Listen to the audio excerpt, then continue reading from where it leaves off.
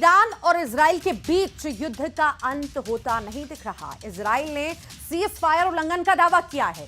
Israel के media का दावा है कि ईरान ने सीज फायर का उल्लंघन किया। उत्तर और दक्षिणी इजराइल में हमले के अलर्ट सुने जा रहे हैं।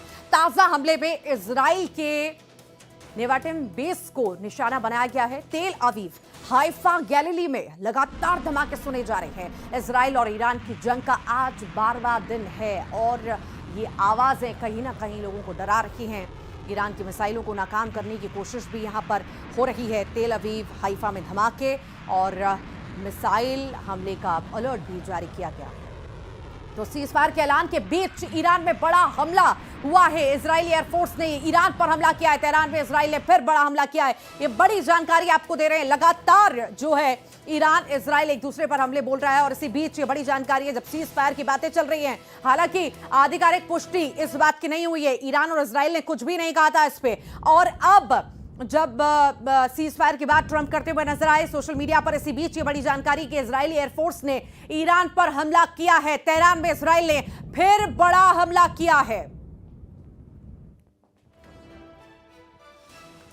तो बगदाद में ताजी सैन्य अड्डे पर बड़ा हमला हुआ है। बगदाद में ताजी सैन्य अड्डे पर ड्रोन से यह हमला किया गया। यह बड़ी जानकारी मिल रही है। सीज फायर की बातों के बीच ये बड़ी जानकारी आपको दे रहे हैं कि एक तरफ सीज फायर की बात की गई और शांत रहने की बात ट्रंप के द्वारा कही गई और इसी बीच ये तस्वीर आप देखिए, बगदाद में बड़ा हमला हुआ है। सब कुछ तहस नहस होता हुआ नजर आपको आ रहा होगा।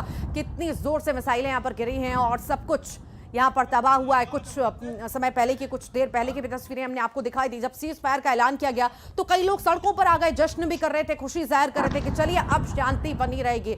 पर अब जैसे फिर हमला हुआ है, कहीं ना कहीं तनाव हम देख रहे हैं।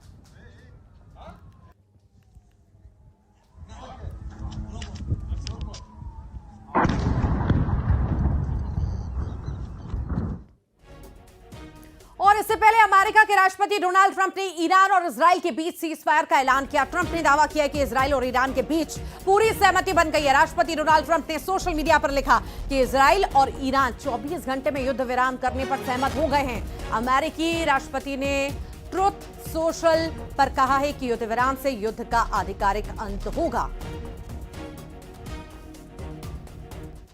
और मेरा देश मेरा प्रदेश में फिलहाल के लिए इतना ही, लेकिन खबरों का सिलसिला लगातार जारी रहेगा। नमस्कार।